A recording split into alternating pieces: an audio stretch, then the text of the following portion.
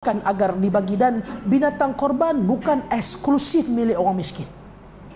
Kita, jiran tetangga, orang miskin. Sebab tu daging korban kita bagi secara mentah. Tak kena bila dia korban 3 ekor lembu. 3 ekor lembu buat kenduri kahwin anak. Tak kena. Ini bukan korban, yang ni save bajet.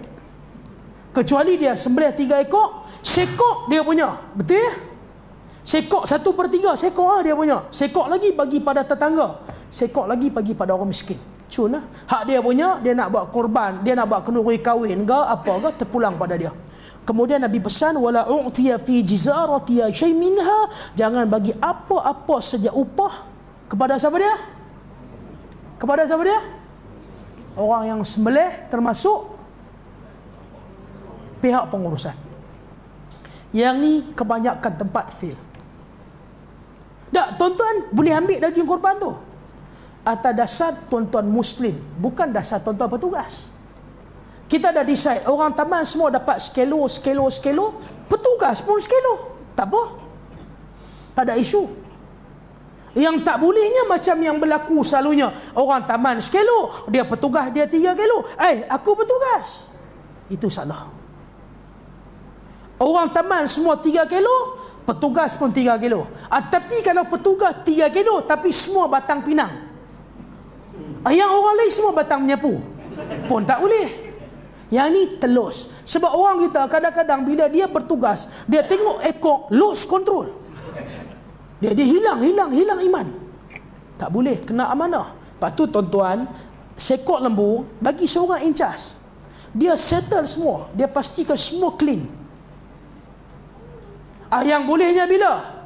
Sekilo, petugas tukang sembelih sekilo, saya masuk korban.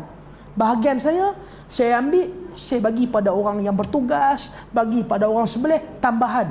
Tak apa. Saya bukan pengurusan. Saya orang masuk korban macam yang sahabat buat. Sebab apa Nabi tak bagi? Nabi tak bagi supaya orang tak buka mulut kat kita. Tuan-tuan bertugas, tuan-tuan bawa balik kambing, daging tu satu bakui motor tu, orang bunyi. Dia ni patutlah nak dia bertugas, dia balas daging kau. Nabi nak elak benda ni supaya orang tak kata kat kita. Lepas tu kita kena clear betul-betul. Decide orang taman 3 kilo, pengurusan pun sama. Jangan lebih. Tak boleh juga kita pilih dah batang pinang dengan ekor, pun tak boleh juga. Lepas tu kalau ekor, tulang semua, tuan tak nak apa-apa. Gearbox, minyak enjin apa semua, tuan tak nak apa-apa. Lebih baik mendapati sunnah, kita masak di tempat sembelihan.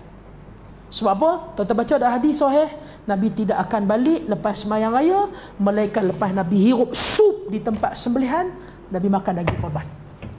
Sebab tu kita kena ada satu AJK yang masuk daging korban di tempat sembelihan. Boleh faham?